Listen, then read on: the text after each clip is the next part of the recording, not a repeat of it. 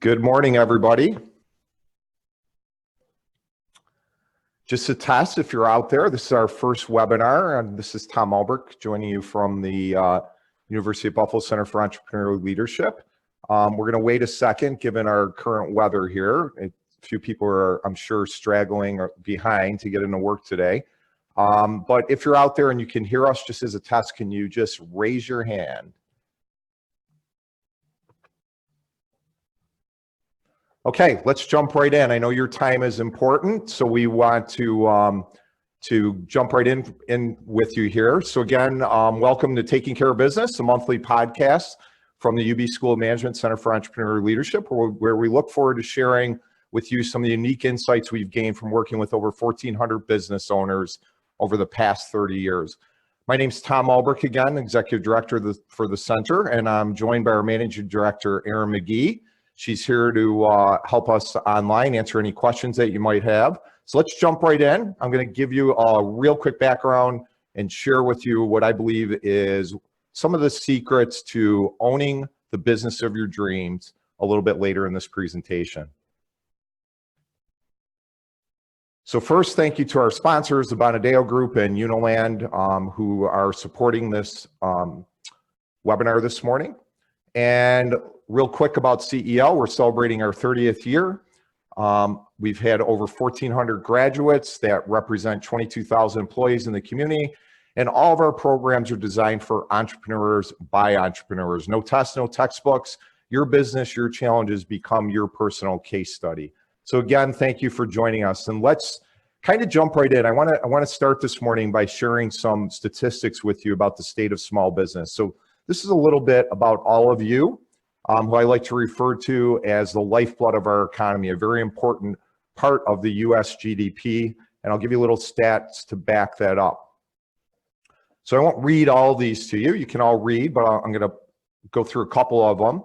There are 28.8 million small businesses in the United States who employ 56.8 million people, or 48% of all US employees. An interesting stat that a lot of people don't know is almost 98% of US exporters are small business. Again, a very important part of our economy. One of the fastest growing areas in business is in minority and women-owned businesses, which have seen a 38.1% increase from 2007 through 2012. And that's the last year that we have really hard statistics on this. And there will be a new study coming out this coming year. So of all the employer firms in the United States, 55% have less than 4 employees. And if you want to jump all the way up towards the top there, 94.5 or 95% have fewer than 50 employees. There's only 20,000 companies in the US that have more than 500 employees. Or another way of saying this is just how important are all of you to the economy. 99.7% of all US businesses have fewer than 500 employees. And 96.9 or almost 97% of all US businesses ever gross more than $1 million annually. A couple other interesting stats that are very current. This comes from the National Federation of Independent Business, Small Business Economic Trends, December 2017. And there's a couple numbers that they've been tracking for over 45 years. The first number there, the index of small business optimism, is at 104.9. It's not the highest it's ever been, but it is one of the highest readings in its 45-year history, which is great news for all of you and all of us. One of the things that people are complaining a lot in the December 2017 trends were a lack of qualified workers was really impeding the growth in their businesses. Only 1%, surprisingly, reported that financing was their top business problem. 27%, as you might expect, are reporting the need to pay higher wages as the workforce tightens. 61%, another really great statistic, 61% of small businesses are reporting capital spending outlays this coming year, and many expect the economy to continue to improve. Many expect real sales to continue to be higher, and over 25% say this is a great time for you to expand your business. On the flip side, some of the top business challenges, you might say, well, these don't change. They do flip back and forth a little bit, but the top business challenges in December were taxes, the quality of labor or the labor force, government regulations, red tape, and cost and availability of insurance. Also, increasingly in those statistics, we're starting to see more and more numbers around problems or perceived problems with competition from larger businesses.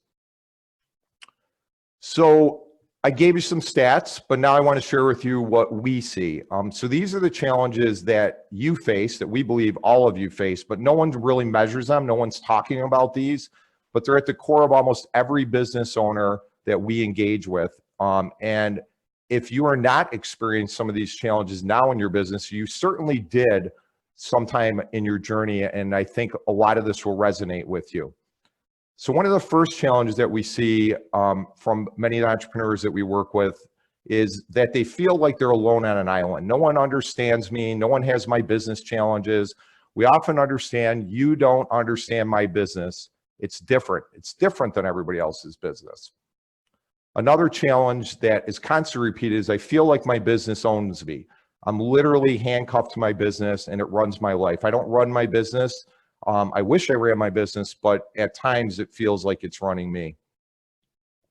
Another challenge is I'm drowning in paperwork and day-to-day operations. It seems like I have to do everything myself. There's another form to fill out. There's payroll to do. It's endless. So I would say when we ask people about being strategic, we often get kind of a deers in the headlight look and say, what's that? And I've got this picture of this speeding train here just because this is what many people, I think, would say that their week looks like. It's already Friday and I really don't feel like I've accomplished a lot. Where did the week go? Time seems to fly by. I have no time. The time just keeps continuing going faster and faster. And I'm really going from one fire to the next. Another area that small businesses talk about a lot and we hear continuously is work-life balance. So a lot of people are saying work-life balance. I really don't have great work-life balance. I'm working too much.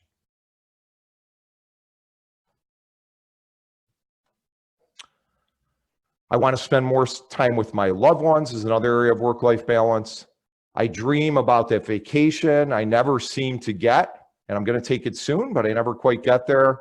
And I really want to spend more time with friends and less time working in my business. These are all challenges around balance, and we'll talk about balance a little bit later in this presentation. Another challenge that many small businesses really seem to deal with regularly is this concept of I work way too hard and never seem to have enough money. How's that possible? It seems like my business is a black hole and I can never quite get on the other side of it. So often, if we were to get a group of our businesses together that maybe have never worked together before until they come to one of our programs, this is a little bit what you might look like. You may not want to say it, but many small businesses are saying, help, what do I do? Well, there is some good news in this, and that's what I wanted to share with you today. The good news is that you're not alone in these challenges as I just described, and hopefully some of them resonate with you and you recognize them. So maybe, just maybe, it's in our entrepreneurial DNA. Entrepreneurs, we're attracted to shiny objects and the next opportunity. Often people will call entrepreneurs opportunity seekers, and this can be a huge, huge problem. Working in your business and being caught in your business. The skills of an entrepreneur that gives us early success when we're first starting, things like dogged determination, the ability to wear many hats, the willingness to work in the chaos of starting something new, the ability to jump from one fire to the next. These are all attributes that you need to get something going, but they're the exact opposite of what you may need to do to scale your business.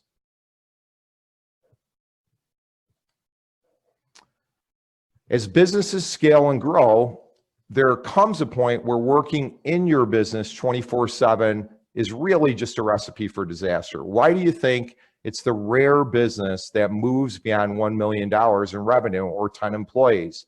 And that is, as I showed you earlier statistically, that is the statistics here in the US and across the world. most of us are never able to scale. It's directly related to the inability of the entrepreneur to move from working on the business, making every decision, doing it all, that creates the ceiling and ultimately the feeling of being trapped inside your business. No one wants to work for somebody like you. That's the scary part. And if you're lucky enough to find good people, they surely won't stay when you revert back to the control freak that built the business to where it is today. What got you here certainly won't get you to the next level. Vision, purpose, strategy, process, great teams, the right customers, that's what will get you to the next level. And we'll help you build that business that allows you to live your dreams, to have time to do other things of interest, and to build opportunity for members of your team. Yet many of you, or might I say, given the statistics, most of us never have the ability to make that shift. So now what? What can you do? How do you take back your business and your life? What can you do to move away from some of these challenges that we talked about earlier? And how can you bust out of the 98% and move into that next level? You can really start when we stop focusing on problems and we start focusing on solutions. The challenge is that many of us never take the time to do it. There are so many great, desirable things to owning a successful small business. If you don't have one yet, or you're not quite happy with the decisions that you're making right now, to change your mindset and flip the equation to what a great business could look like, I want to do that with you right now. Here's what we know. Again, I want to just repeat this really, really quickly. With working with over 1,400 business owners over the past 30 years. As I said earlier, you think you're alone. You really believe that you are the only business or business owner in the world that has challenges, or at least the challenges that you have. You're not. Every single business shares these challenges that reside in what Vern Harnish refers to as the 4 decisions that every business owner must get right. Those decisions around people, having the right people, cash, strategy, and execution. Many of you love to focus on top-line revenue. One of the early tips we could give you is get away from that. I think it's the pride of the entrepreneur that wants to own a business that has X dollars of revenue versus thinking about the profit and what we actually get to keep at the end of the day. So it's not the top-line revenue that counts, but the profit that we should be focused on. Many of us love to micromanage and do it all. We might not want to admit it, but it's often who we are. You can't do everything yourself. You need to invest in and build a great team. You need to outsource repetitive activities that are not core to customer growth and product, service, or delivery. I don't know how many times that we talk to people that are doing their own bookkeeping, doing their own accounting, doing their own HR. I ask you why. Why are you doing your own books when you can use that time to grow your business, coach your team, or do many, many other things? Another area that I alluded to earlier was the concept of work-life balance. I'm going to go out on a limb here a little bit. I'm going to call out and say work-life balance is hogwash. It doesn't exist. Build a company built on purpose, and you really will never have a job. It's impossible for a small business owner to draw a hard line between personal and business time. I would advise you to think about stop focusing on balance and start focusing on how we build a business that supports the lifestyle that we want, or how do we get great work-life integration. I know right now some of you are probably out there saying, well, this is easy for Tom to say, but it's impossible in my business. So I want to challenge you this morning as we start this webinar series. I want to say impossible is not a fact, it's an opinion. So what does it really, really take to build that dream business that you're excited to get up and go into each and every day? So here are some of the tips that I promised we'd share with you this morning in this brief webinar that can help you move your business to the next level. So think about them, consider them as we go through them, maybe make a couple notes, and we'll see if some of this resonates with you. And I want to say the biggest thing is to just get started, and we'll talk about that as we move through here. So we often say around CEL, why just survive when you can thrive? And unfortunately, too many small businesses just survive. They're able to make payroll, perhaps, maybe some weeks we can't, but we always survive, we always seem to get by. But we want to help you build a business where you can really, really thrive. And we believe that that is in recognizing the heart of the entrepreneur. So the secret to your success or your failure really is you. Look in the mirror. The reason people don't scale, don't make money, don't make the money they want, run in circles and wonder why they feel like their business owns them, often is not a lack of skill. The know-how of running a business really isn't that hard. You can learn those things. Sure, you should have a strategy. You have to have the desire to change and surround yourself with a great team and other entrepreneurs to hold you accountable. That's where the real secrets are. One of my favorite podcasters to listen to is Tony Robbins, and he often talks about the chokehold is always the psychology and skills of the leader or the owner. 80% psychology, 20% is mechanics. Yes, you've got to know the financial, sales, and how to run your company, sure. But again, that stuff's pretty easy.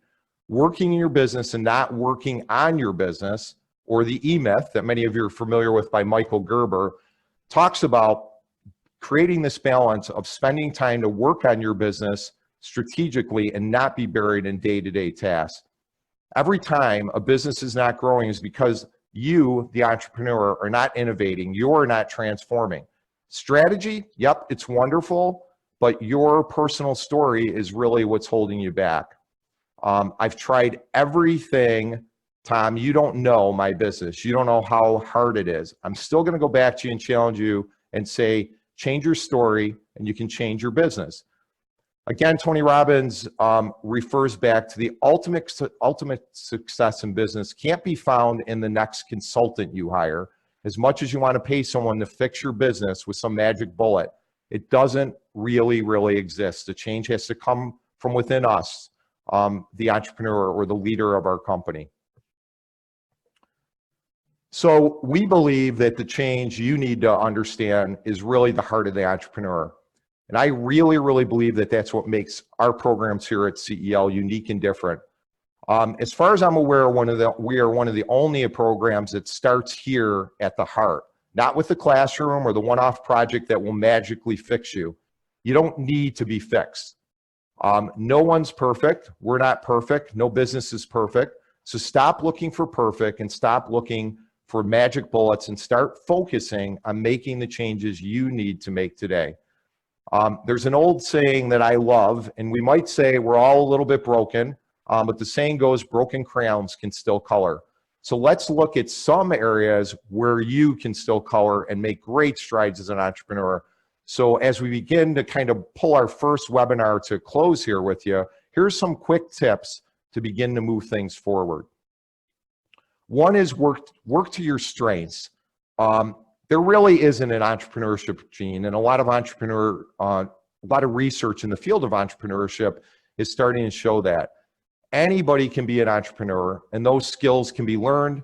They can be enhanced with the right balance of supports. But I think what is most important is to work to where you're comfortable.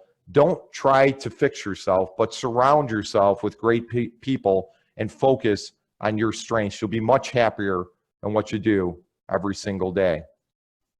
Work-life balance, I said earlier, I'm probably going to get criticized for this, but I'm going to say forget about it and focus on work-life integration. Negotiation is part of business life. It's part of entrepreneurial life, and you need to do the same in your personal life and how it interacts with your business life.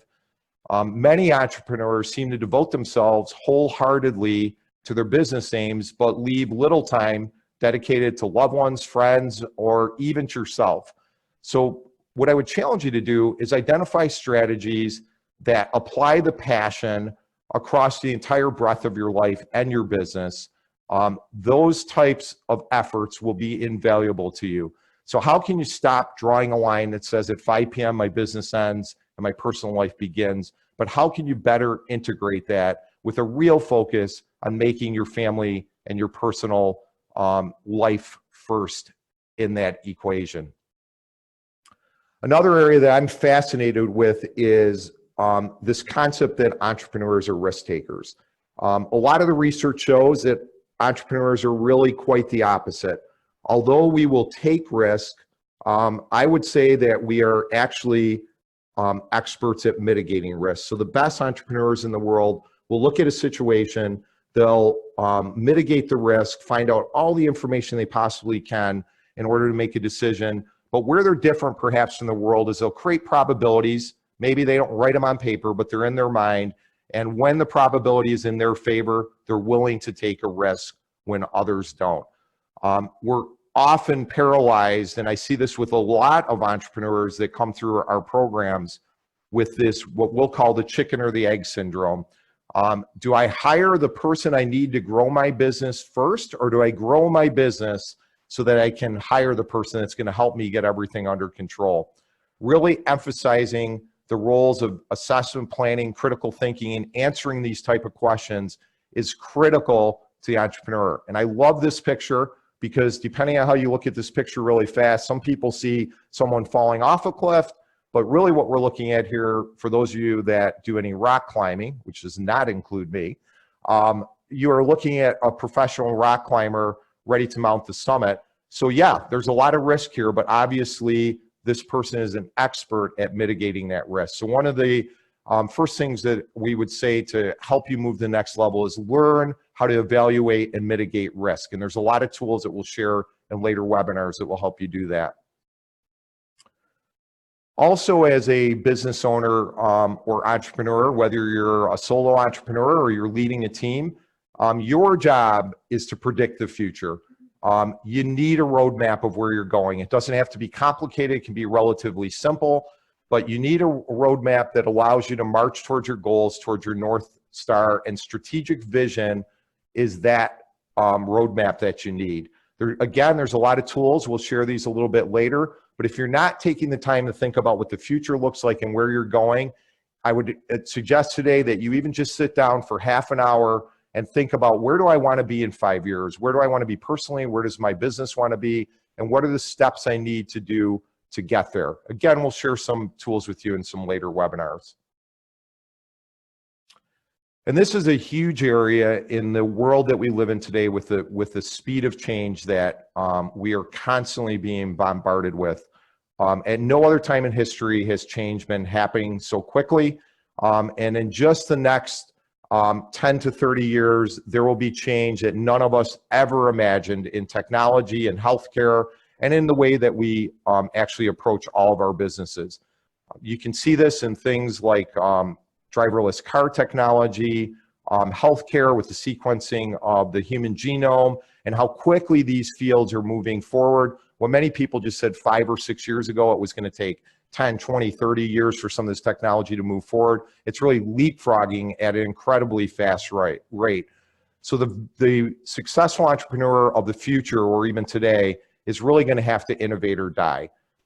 You need to be a change agent. You've got to embrace change, invest in change, introduce change into your organization, and figure out how to get on the front wave of what you're doing. An exercise we do with many of our entrepreneurs is we look at trends. We ask them to look at trends in the world, trends in their business, and look out into the future and say, how might these trends impact our business? And in those trends, we can often identify areas that we can innovate. Clarity and focus. I said earlier, many of us are attracted to shiny ponies or shiny objects. It seems to go with people that are entrepreneurs and love to own their own business. And I'll tell you, this is an area that those of you know me that I struggle with personally. And to really move things forward is, how do we clarify and focus? There's many, many things in front of us. We're only going to move things forward when everything is not an opportunity. So right now, I think many of us look outside every morning and it's like, that's an opportunity, that's an opportunity. When everything's an opportunity, nothing's an opportunity. So we need to really have some methodology about how do we identify, clarify, execute, and evaluate those opportunities that are in front of us so that we can take one deliberate step forward at a time. If you study time management at all, or you look at hyper successful people, they often are hyper successful when they remove most everything except for those key activities that can really move their business or their life forward at a rapid pace because they're really focusing in on something. We will have a a webinar a little bit later on just around team building. And I am a huge believer, and I think many people are, that we need to build great teams. This is another area where if we're going to move beyond the business that we have and scale them and not be the 97%, but become the 3%, we've got to build great teams. We can't do everything ourselves. And until you're willing to give up some responsibilities to others and to build a great team, you will never be able to move your business beyond. I think teams are critical. A friend of mine, a consultant from Toronto that some of you on here may know, Blair Severin, once said to a group here, you know you have a good business when you can take a 3-week vacation and never pick up the phone. So I would challenge all of you to say, how many of you can do that right now? So what are some next steps? And as we bring this, this first webinar to a close for you, the best step I would say is don't be overwhelmed. Get started now with any of the items that we talked about a little bit earlier in this webinar. Just get started. If you and your team would like to take a free assessment and see exactly what areas you need to improve in order to move your company to the next level, to building the dream business that we talked about, just email or message us and we'd be happy to send out that free assessment for you. So you don't have to wait to get started. Start now. We'll take a deeper dive in each of the areas that I mentioned in future webinars and give you some additional tools, but I really encourage you to get started today. So at this time, if we have any questions at all, we take them. I'll wait just a second. I don't think we have anything this morning.